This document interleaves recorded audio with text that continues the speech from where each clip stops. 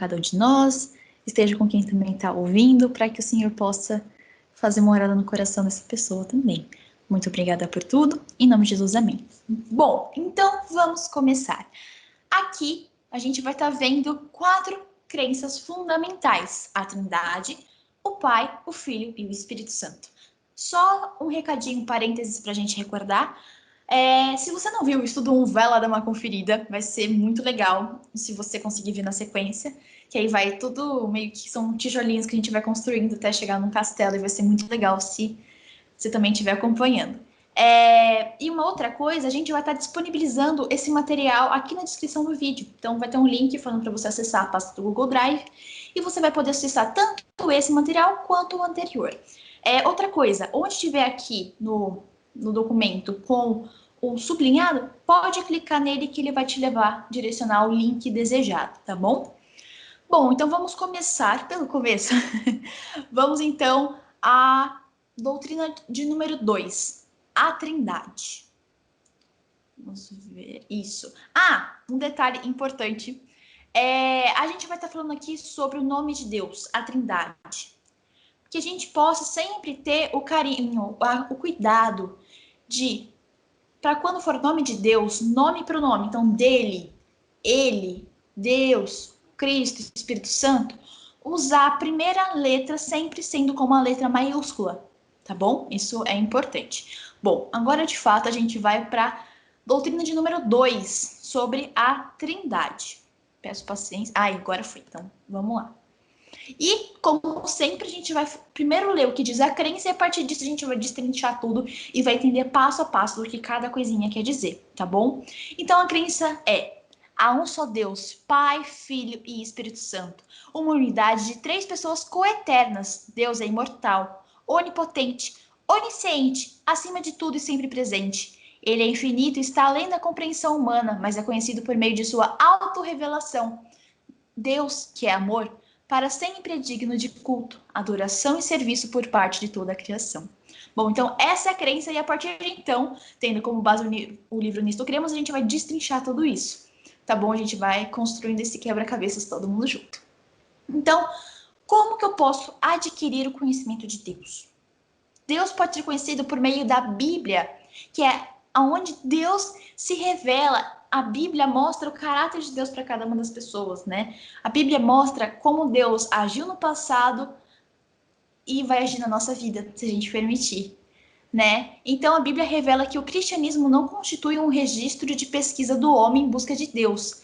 É o produto da revelação que Deus faz de si mesmo e de seus propósitos para o homem.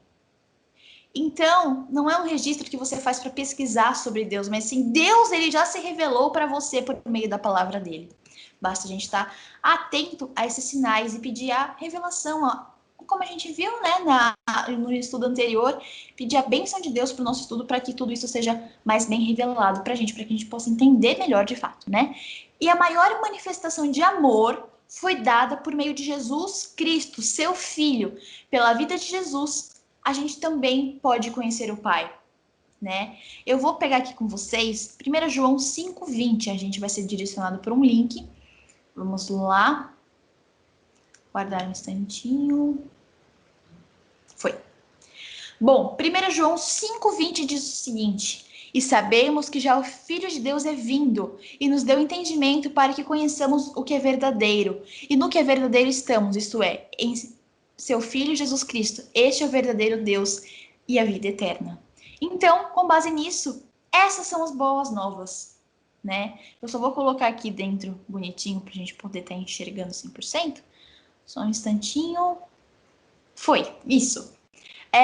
Embora seja impossível a gente conhecer completamente a Deus, né? A gente vai conhecer mais no céu, né? A Bíblia mostra pra gente, apresenta um conhecimento prático de Deus, que é suficiente para que a gente entre em um relacionamento salvífico com ele. Deus, eu acho muito interessante, assim, né? Deus, nossa, sem palavras, sabe? Me enche o coração. Deus, ele deu, por meio da Bíblia, o que ele sabia que era necessário para você entender, né? Você falar, nossa, tem algumas coisas, isso não vai te prejudicar para a salvação. Isso é uma curiosidade que Deus sim pode te mostrar, mas ela não é essencial. E Deus, ele coloca sempre o que é necessário para você. As ferramentas estão lá, basta a gente procurar bonitinho. E, então, já falei, né? Como ter o conhecimento de Deus, né? O que acontece? Para que a gente tenha o conhecimento, a gente tem que permitir a ampla entrada do Espírito Santo no nosso coração. A gente tem que estar disposto a isso. Não é só falar eu quero, mas sim é falar eu quero, né? Mas o que eu quero dizer é se mostrar apto, ter o desejo de quando Deus fizer morada no seu coração, os seus valores, os valores de Deus eles vão modificar quem você é. Então você tem que estar pronto para isso também. E aqui olha que interessante, descrentes não poderão obter o genuíno conhecimento de Deus. Bom, vamos entender isso, né? O que é a questão, né? Eu vou ler aqui para a gente entender melhor. Então, referindo à sabedoria dos incrédulos, Paulo exclamou: então, o que acontece com esses sábios, esses eruditos, esses brilhantes comentaristas das grandes questões mundiais? Deus fez com que todos eles parecessem ridículos e mostrou que a sabedoria deles é uma tolice inútil. Deus, em sua sabedoria, providenciou para que o mundo nunca encontrasse a Deus por meio da inteligência humana. E então, ele, ou seja, Deus, você vê aqui a letra maiúscula, se manifestou e salvou todos quantos creram em sua mensagem. Essa mensagem que o mundo considera ridícula e absurda. Então, para encontrar Deus não é por meio do meu conhecimento, porque aí eu meio, como que eu posso dizer? Eu não sou humilde a Deus, porque Deus é maior do que a mim. Então tem a questão de humildade nesse conceito também. Então, é para você vir com seu coração humilde, reconhecendo quem Deus é. Reconhecimento é uma palavra muito importante nesse sentido também pra gente. É só um minutinho. Tá um pouquinho devagar. Foi, tá. Aí, a existência de Deus. Nós temos evidências em muitos lugares. A minha favorita é na criação. Eu amo flor. Então, para mim, cada florzinha que eu vejo, eu falo, nossa, como Deus é perfeito. Então, isso a gente pode ver de várias formas, né? Então, na criação a gente pode encontrar nas escrituras. Eu vou ler aqui um de cada um dos versos para a gente poder ter a consciência de que, de fato, na Bíblia mostra isso pra gente. O que eu acho mais legal das 28 crenças, inclusive, é que tudo tá com base bíblica, né? Não é nada tirado da nossa cabeça e tudo mais, é bem legal. Bom, vamos ler aqui Romanos 2, 14 e 15, que diz o seguinte: porque quando os gentios que não têm lei fazem naturalmente as coisas que são da lei, não tendo eles lei para si mesmos, são lei, os quais mostram a obra da lei escrita em seus corações, testificando juntamente a sua consciência e os seus pensamentos, quer acusando, quer defendendo-os. E aí, aqui, pra gente, né, na criação pode ser observado no comportamento humano, na consciência de cada um, de não cristãos e tudo mais. A consciência, amor, acha-se gravada no coração. Então, como eu já disse, Deus escreve os seus valores no nosso coração. Então a gente vê que humanamente houveram muitas transformações das pessoas, discípulos de Deus também, né? Isso é muito legal. Assim como eu já disse, evidências nas escrituras assumem a existência de Deus. Então, Gênesis 1:1, vamos pegar aqui. É legal também se você puder pegar essa Bíblia para a gente estudando junto, para a gente ver que de fato está escrito. É sempre importante a gente estar acompanhando o estudo para de fato ser racional e ver faz sentido, não faz, e não apenas só ouvir. É importante também, mas você vai ver que aqui na internet também tá, mas se você puder anotar é bacana. Bom, eu vou pegar aqui, opa, só um segundinho. Bom, vou deixar aqui, vou pegar a Gênesis 1:1, só um instantinho. Gênesis 1:1 diz o seguinte: no princípio criou Deus o céu e a terra. Então mostra a existência de Deus desde o princípio, né? E o que acontece? Aqui eu vou pegar o amarelinho que eu destaco. Não, vou pegar tudo. Mudei de ideia. Fala, aqui Deus é descrito como criador em Gênesis 1:1, sustentador e legislador de toda a criação. A Bíblia ainda destaca que a revelação divina na criação é tão vigorosa que não resta margem para descrença ou até mesmo o ateísmo.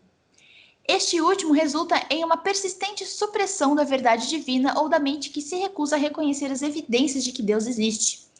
Há suficientes evidências da existência de Deus para convencer todo aquele que, de maneira séria, busca descobrir a verdade sobre ele.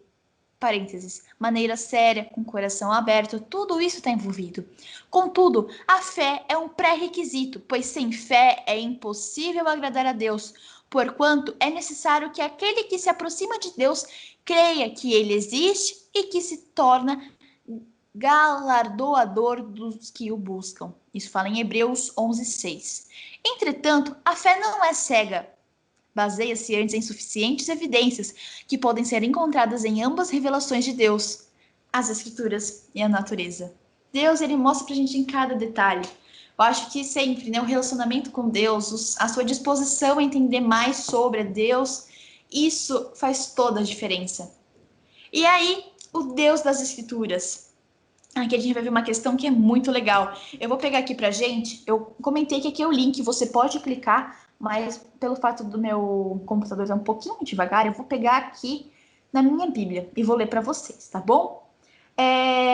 E aqui diz em Êxodo 27, isso aqui é importante. Não tomarás o nome do Senhor teu Deus em vão, porque o Senhor não terá por inocente que tomar seu nome em vão. Né? Isso aqui é muito interessante, porque Deus, como que eu ia falar Deus é Deus, mas sim, mas Deus não é qualquer pessoa para tomar o nome em vão. A gente vai até falar mais sobre isso mais para frente, mas o nome de Deus é sagrado. Você não usa o sagrado em qualquer ambiente, só apenas para quando é coisas sagradas, né? Da mesma forma que a gente não mistura, sabe, tipo laranja, laranja, banana e banana. Deus é sagrado, sagrado, sagrado, né? Bom, e aqui fala, né? O nome de Deus representa importante aspecto na revelação de seu caráter, natureza e qualidades para os seres humanos. A palavra Deus traz consigo muitas coisas, muitas características. Então, revelação do caráter, natureza, qualidades para os seres humanos, inclusive, né? Bom, e aqui a gente vai estar vendo um pouquinho mais para frente, aqui, o próximo slide. Só um minutinho. Aí, aqui muito legal, gosto bastante também. Gosto de tudo, gosto de tudo. Bom, e aqui eu queria compartilhar com vocês os nomes hebraicos de Deus, como El e Elohim, Deus, que revelam seu divino poder e retratam Deus como todo-poderoso, Deus da criação. Então, na Bíblia você vai ver muito. Então, aqui fala até a passagem que isso vai aparecer, né? Gênesis 1:1, Êxodo 20, verso 2, Daniel 9:2. Aqui peço perdão se eu falar com uma pronúncia equivocada, tá? Mas o que importa é o que está escrito aqui, tá bom? Então, Elohim quer dizer altíssimo e El Elohim destacam o elevado ou exaltado status divino, que encontra em Gênesis 14, 18 a 20. Então, essas palavras em hebraico, na Bíblia, em hebraico, você encontra isso nessas passagens respectivas, tá bom?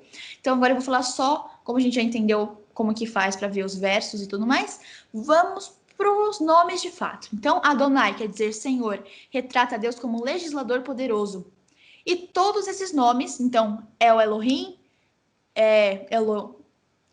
Elion, e Adonai enfatizam o majestoso e transcendental caráter de Deus. Aí agora a gente vai ver aqui, né, que outros nomes também podem revelar como Deus, como alguém maiúsculo, que deseja entrar em relacionamento com seu povo. Então agora palavras relembrando, né, o nome de Deus para essa situação. Então, Shaddai é o Shaddai, significa um Deus todo-poderoso, a fonte de toda bênção e conforto. Yahvé, também traduzido como Jeová, o Senhor, salienta a fidelidade e a graça de Deus na manutenção do concerto. Concerto a gente vai entender mais para frente o que quer dizer, mas concerto é... Nossa, como que eu posso explicar sem dar spoiler assim, sabe? O concerto seria o pacto, no concerto do pacto que Deus fez com a gente. Já falei demais. Continuando. Yahvé também descreve a si próprio, né, como eu sou o que sou, ou eu serei aquilo que serei, indicando a inalterabilidade do relacionamento que Deus, ele, mantém com o seu povo. Em certas ocasiões, Deus até mesmo se revelou de modo mais íntimo como Pai. Gente, até me arrepia, sabe? Porque Deus é o rei dos reis pra gente, né? É difícil pensar em um rei, né, que já passou um tempinho, né? Mas, sei lá, como a pessoa que eu acho que é legal a gente pensar nessa nova fase no mundo. a pessoa mais famosa, acho que o empreendedor mais famoso, aquela pessoa de negócios que você admira, ou a pessoa mais importante do país, por exemplo. Hoje em dia tá meio deturpada essa imagem, né? Mas assim, a pessoa mais importante, mas mesmo assim a pessoa, ela tem, você tem o privilégio de chamar ela de pai, e eu acho que isso não tem preço. E aí, pai, né, no momento em que identifica Israel como meu filho, meu primogênito. Ai, gente, eu gosto demais de ver tudo isso, as 28 crenças. Não quero dar spoiler, mas todas têm, me encantam demais. Espero que você esteja gostando também, tá bom? Bom, e aqui a gente encontra as atividades de Deus. Bom, então os autores, olha que legal, né? Os autores, eles ocupam mais tempo em escrever o que Deus faz do que dizer quem ele é. Porque tem bem aquela história, né? A pessoa, você vai conhecer ela pelo que ela faz, não pelo que ela fala. E aqui a gente conhece, né? Então, por meio do que a gente vê, do que Deus faz, a gente entende quem ele é. Gente, isso é maravilhoso, não é? Deus dá o exemplo. Nossa, e essa questão de exemplo, nossa, é bem importante pra gente, né, entender e tudo. Nossa, maravilhoso. Então, ó, eu vou ler um de cada, porque eu acho que é legal pra gente poder ver que realmente tem a ver, tá bom? Então, atividade de Deus como Criador, a gente vai ler aqui em Salmos 24, 1 e 2, que diz: do Senhor é a terra e a sua plenitude, o mundo e aqueles que nele habitam, porque ele, Deus, afundou sobre os mares e afirmou sobre os rios. Deus criou, ele é o Criador. E aqui a gente vai encontrar agora em Hebreus, só um instantezinho, em Hebreus, a gente vai encontrar falando sobre. Só um segundinho. Um segundinho. Em Hebreus 1:3, a gente vai encontrar falando sobre como Deus é sustentador do mundo, que diz o seguinte: o qual, sendo resplendor da sua glória, expressa a imagem da sua pessoa e sustentando todas as coisas pela palavra do seu poder, falando de Deus, como a gente já viu, havendo feito por si mesmo a purificação dos nossos pecados, assentou-se à destra da majestade nas alturas. Deus sustenta tudo, o mundo, tudo. Eu vou pegar aqui Deuteronômio, falando sobre os 5 e 6, capítulo 5, versículo 6, falando sobre Deus ser redentor e salvador. E aqui diz: eu sou o Senhor teu Deus, que te tirei da terra do Egito, da casa da servidão. Então, assim como no Antigo Testamento, a gente vê que Deus, ele salvou o povo do Egito, assim ele fez também quando ele veio aqui no nosso mundo. E ele estabelece planos. Isaías 46, 11. Vamos dar uma olhadinha aqui no que diz. Isaías 46, 11 diz o seguinte. Opa, só um segundinho que eu perdi. Pronto, achei. Que chama a ave de rapina desde o Oriente, de uma terra remota, o homem do meu conselho. Porque assim o disse, e assim o farei vir. Eu o formei e também o farei. Deus, ele estabelece planos para mim e para sua vida. Tá, e aí como é que eu vou saber? Basta você se entregar a ele, que Deus, ele vai te mostrar o que ele quer para sua vida. Essa é a chave. Bom, faz predições. Então, Isaías 46, verso 10. Estandezinho. Aqui, ó. Que anuncio o fim desde o princípio e desde a antiguidade as coisas que ainda não sucederam, que digo, o meu conselho será firme e farei toda a minha vontade. Deus também concede promessas. E não só concede promessas, como cumpre as promessas. Eu acho que não só fazer promessas, mas o cumprir, isso é fundamental. Vamos diferenciar, vamos pegar aqui 2 Pedro 3,9, que diz: o Senhor não demora em cumprir a sua promessa, como alguns julgam, né? Pelo contrário, ele é paciente com vocês, não querendo que ninguém pereça, mas que todos cheguem ao arrependimento. Deus também é perdoador. Deus perdoa o pecado de cada um de nós. A partir do momento que nós nos entregamos a Ele, queremos ter uma vida plena com Ele, viver em harmonia com Ele.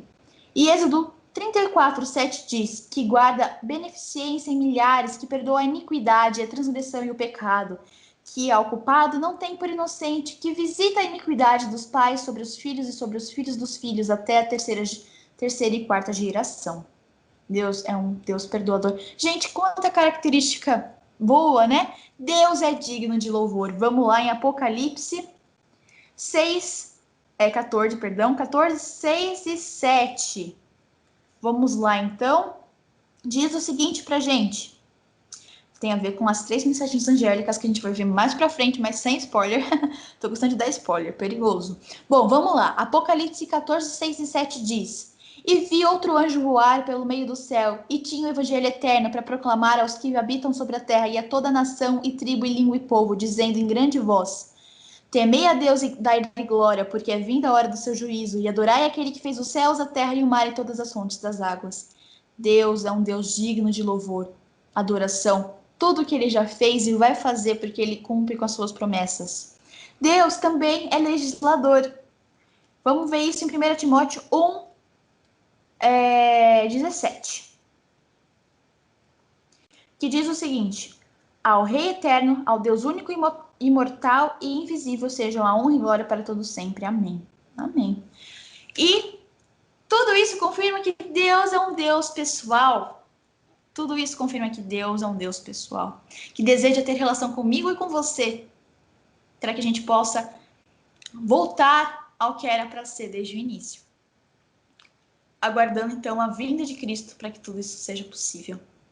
Vou ler aqui que é muito importante. A redenção acha-se disponível para todos, mas Deus escolheu determinadas pessoas para responsabilidades especiais.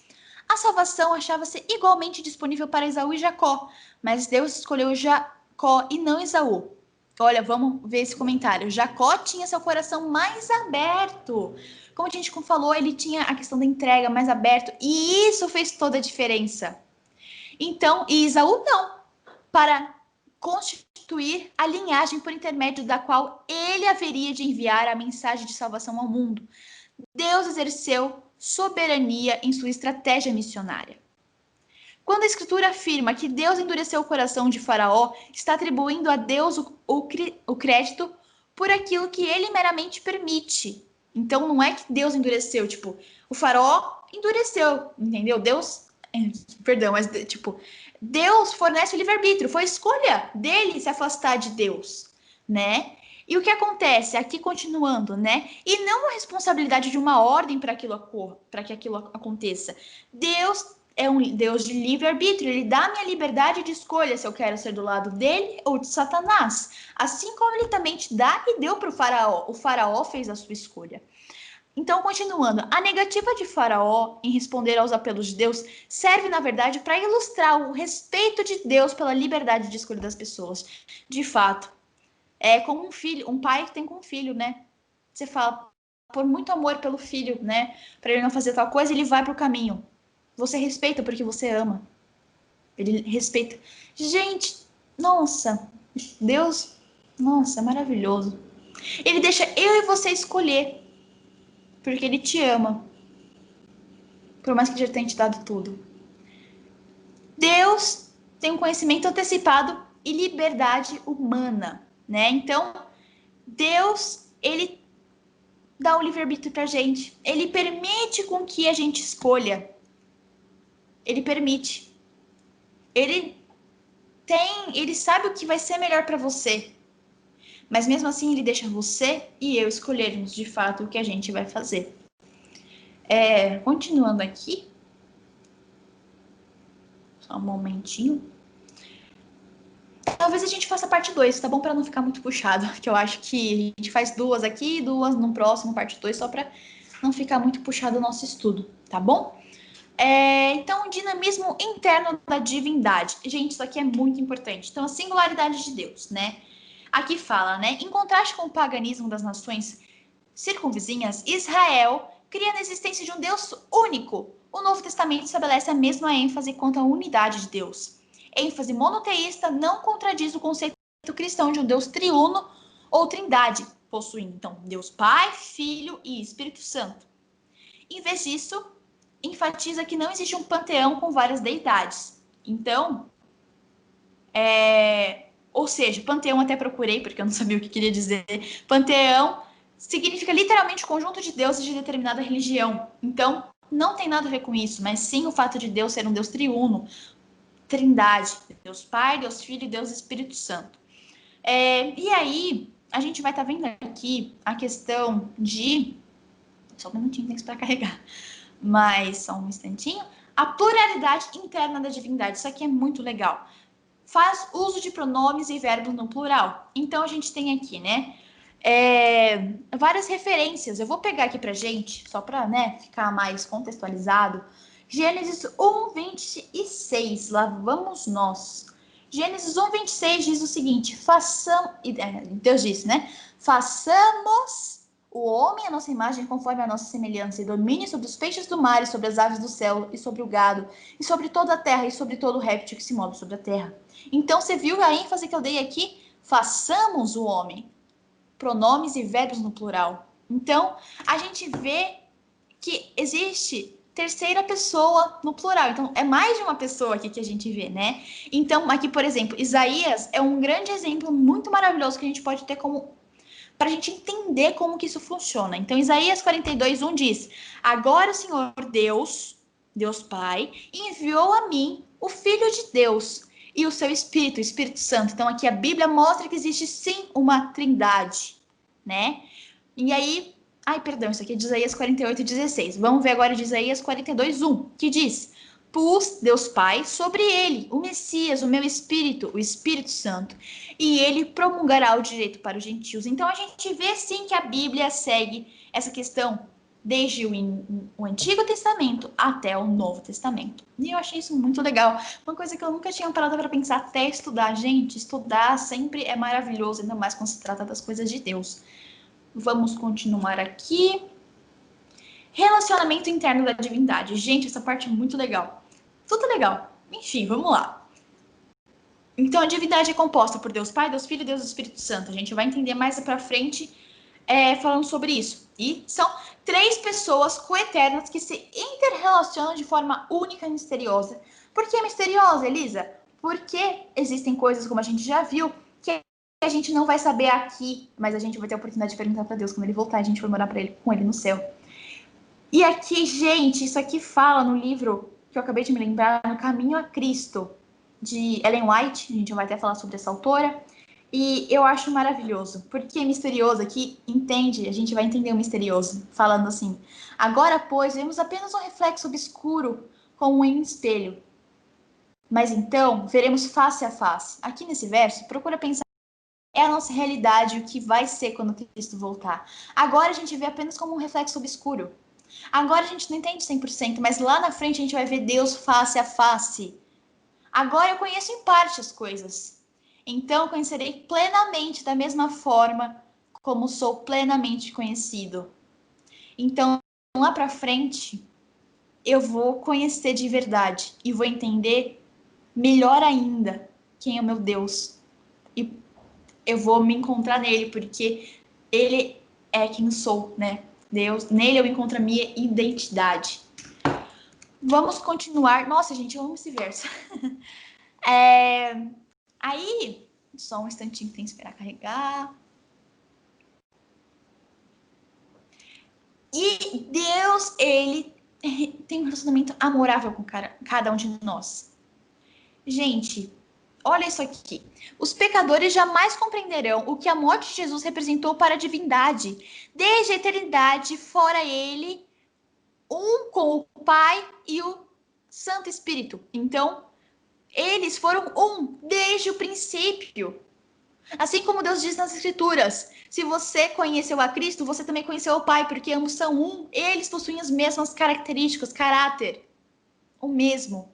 Eles haviam existido como coeternos, em uma coexistência em que se ofereciam a si próprios mutuamente em amor. Tendo estado juntos durante há tanto tempo, compreende-se o perfeito absoluto amor que existia entre a divindade. Em 1 João 4,8 temos que Deus é amor. Isso significa que cada uma das pessoas vivia de modo tão completo para as demais que eles, a Trindade, experimentava a completa realização e felicidade. Aí aqui, gente, a Trindade é uma coisa linda demais. De verdade mesmo, gosto bastante. Não existe distância entre as pessoas da divindade triuna. Todas elas são divinas e assim compartilham seus poderes e qualidades divinos. Nas organizações humanas, a autoridade final repousa sobre uma pessoa, um presidente, um rei, primeiro-ministro. Na economia da divindade, a autoridade final reside sobre os 3 membros. Ou seja, a gente não tem uma hierarquia de maior a quem. Não, estão todos no mesmo patamar. A diferença é a função de cada um, que a gente vai entender um pouquinho mais para frente, tá bom? Então, embora a divindade não seja apenas uma pessoa, eu gosto bastante como a minha mãe me falava, que foi uma forma bem fácil de eu entender. É como se fosse um sobrenome, Silva. Você tá falando que Silva é uma pessoa só? Não. Pode ser Maria Silva, João Silva, Pedro Silva. São 3 pessoas, mas tem o sobrenome Silva. É como se Deus fosse um sobrenome, digamos assim, sabe? Não sei se tá com. É uma forma mais didática para a gente poder entender, né? Acredito. E, enfim, só dei aqui um parêntesesão para a gente tentar ver se ajuda a dar uma esclarecida, né? Deus é um em propósito, mente e caráter. Deus, eles possuem, então, como eu já disse, o mesmo propósito, mente, forma de pensar e caráter. Essa unicidade, não oblitera as personalidades distintas do Pai, Filho e Espírito Santo.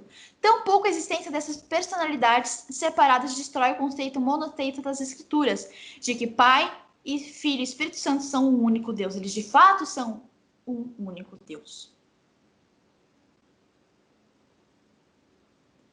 Só um minutinho que eu estou esperando carregar, tá bom?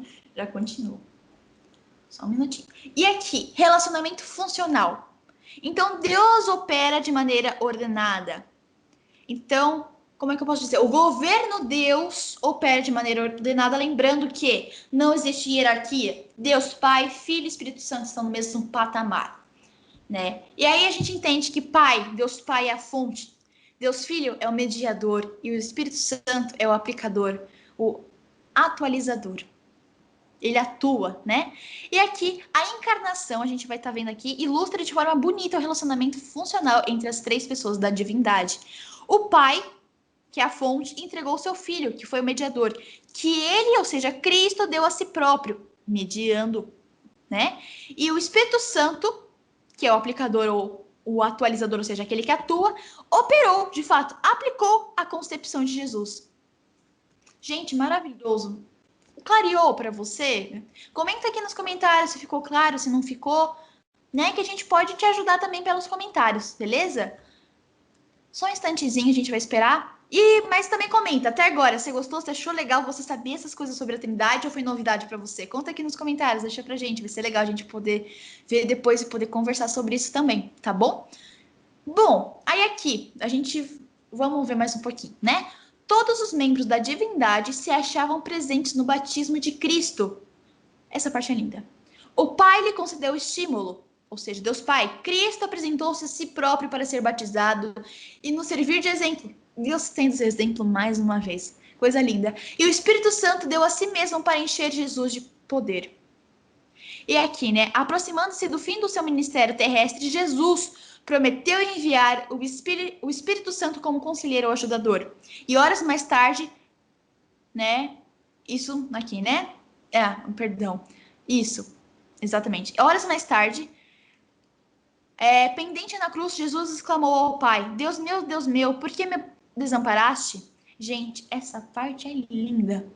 Naqueles momentos extremos e cruciais para a história da salvação, Pai, Filho e Espírito Santo compuseram conjuntamente o quadro dramático. Ellen White comenta que Pai e Deus Espírito Santo estavam ao pé da cruz quando Cristo morreu. Gente, é uma coisa tão, tipo, louca, no sentido bom, tipo, nossa, sabe? Que coisa linda. Assim, não é o que eu quero dizer, pela humanidade, né? Que coisa, nossa, lindo. E aqui, ó, nos dias atuais, Pai e Filho chegam até os nossos... Perdão. Pai e Filho chegam até nós por meio do Espírito Santo. Jesus disse, quando, porém, vier o Consolador, que eu vos enviei. Então, o Consolador é o Espírito Santo. Que eu quem? Que Cristo enviou da parte do Pai, que é Deus Pai. O Espírito da verdade, que dele procede. O dele aqui, nesse caso, o E deveria ser maiúsculo, tá? Enfim, esse dará testemunho de mim.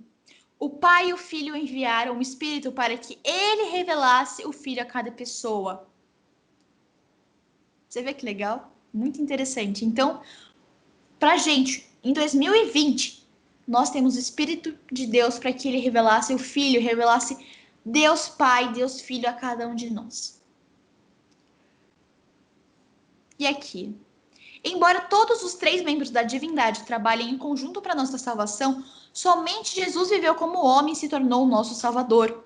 Uma vez, porém, que Deus estava em Cristo reconciliando consigo o mundo, Deus também poderia ser designado como nosso Salvador, pois ele nos salvou por meio de Cristo, o Salvador. Em sua distribuição interna de funções, diferentes membros da divindade executam tarefas distintas para a salvação do homem. O trabalho do Espírito Santo não acrescenta coisa alguma com a perfeição e eficácia do sacrifício empreendido por Cristo na cruz. Por intermédio do Espírito Santo, a propiciação objetiva efetuada no Calvário é aplicada subjetivamente à medida que o Cristo da propiciação é levado ao íntimo do crente. Ou seja, o Espírito Santo trabalha no meu e no seu coração, fazendo como se... fazendo não, mas de fato, convertendo a gente, fazendo com que a gente de fato acredite que Cristo é o Messias, que ele é o Cordeiro que tira o pecado do mundo para ter você e eu para viver eternamente com ele no céu. E é por essa razão, então, que Paulo fala, Cristo em vós, a esperança da glória. Continuando aqui, vamos dar uma olhadinha no que vem a seguir.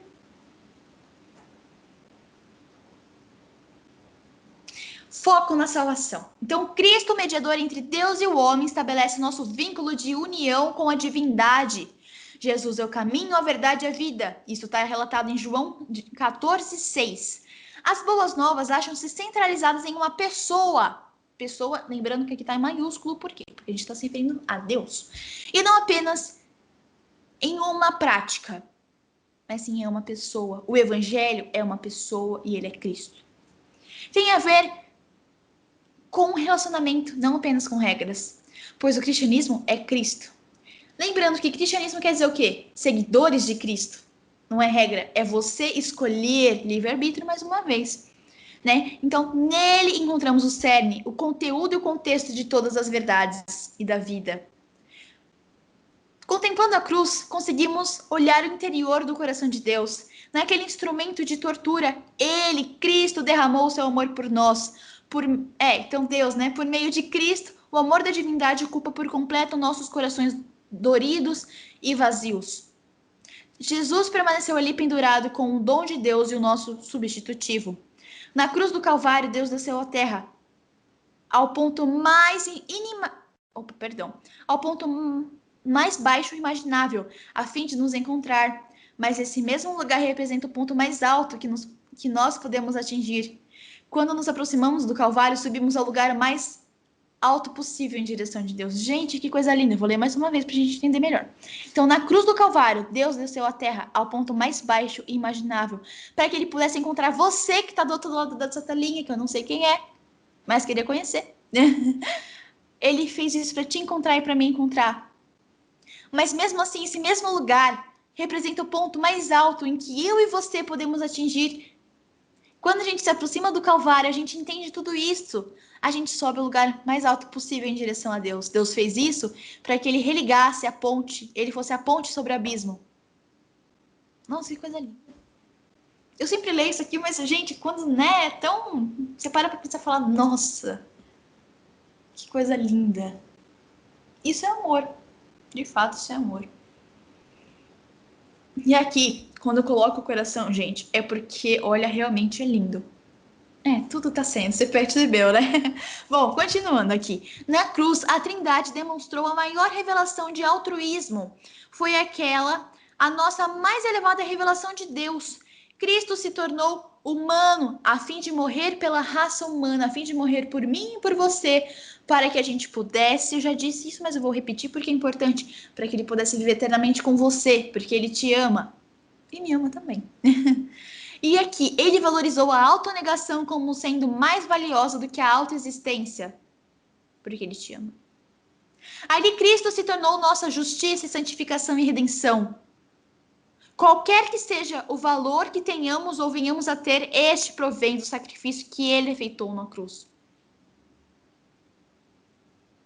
O preço foi caro, mas valeu a pena, porque Deus queria ter você com ele. E sempre, como eu falo, comento, né? Não só morreu, mas sim ressuscitou, porque mostrou que ele vence a morte. Isso é lindo. O único Deus verdadeiro é o Deus da cruz.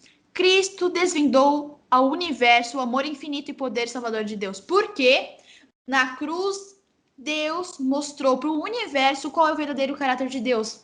Aquele que não é o que Satanás disse no céu, na batalha que houve. Se você se interessar até por ver mais um pouquinho, pesquisa no YouTube mesmo, Amazing Facts. Eu vou tentar deixar na descrição, tá bom? Amazing Facts. Batalha Cósmica, se não me engano. É muito legal, vai estar explicando. Conflito Cósmico, lembrei. Vou colocar na descrição aqui do vídeo para você poder estar conferindo, porque ela explica de uma forma muito legal para você, enfim, entender o que aconteceu no céu, tá bom?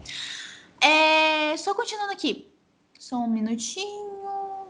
Ele revelou um Deus triuno que se dispôs a suportar a agonia da separação em virtude de seu amor incondicional por um planeta rebelde. Da cruz, proclamou o amorável convite que nos dirige. Devemos nos reconciliar. E a paz de Deus, que excede todo entendimento, guardará o vosso coração e a vossa mente em Jesus Cristo. Em Cristo Jesus. Deus tem o desejo de ter você perto dele. E olha, você tá com uma grande equipe, Deus Pai, Deus Filho e Deus Espírito Santo. Não tem por que não, né? Meus queridos, olha, eu acho que eu vou parar por aqui. Eu achei que ia dar pra fazer tudo, mas só pra não ficar muito cansativo, eu vou parar por aqui o nosso vídeo, tá bom? Vamos fazer uma oração pra finalizar e a gente vai ter a parte 2. A parte 2 a gente consegue, sim, finalizar com a doutrina 3, 4 e 5. Deus Pai, Deus Filho e Deus Espírito Santo, tá bom? Então, vamos fazer uma oração.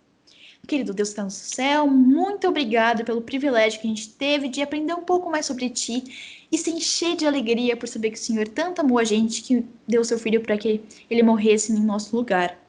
Nós pedimos para que o Senhor faça morada no nosso coração, que o Seu Espírito, que a gente possa, que o Senhor possa mostrar para a gente de fato, caso a gente tenha alguma dúvida sobre o assunto, que o Senhor mostre a verdade para a gente. A gente sabe que o Senhor é Deus, e o Senhor sabe de todas as coisas, e o Senhor tem muita didática, então que o Senhor possa mostrar pra gente com didática também.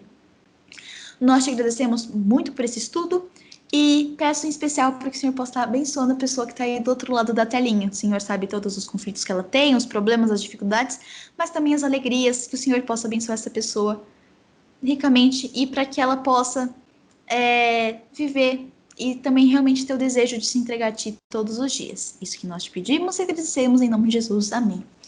Bom, meus queridos, meu querido, minha querida, é isso por hoje. Eu vou até encerrar aqui a gravação, mas vai ter parte 2, tá bom? É isso. Até mais. Importante, não esquece de deixar o seu like aqui embaixo, compartilhar para quem você acha que precisa ouvir essa mensagem e também não esquece de deixar aqui nos comentários o que você achou, se tem alguma coisa que você não sabia, qual foi o seu nome que você não sabia, tipo, a gente viu Yahvé, El Shaddai, El Elohim.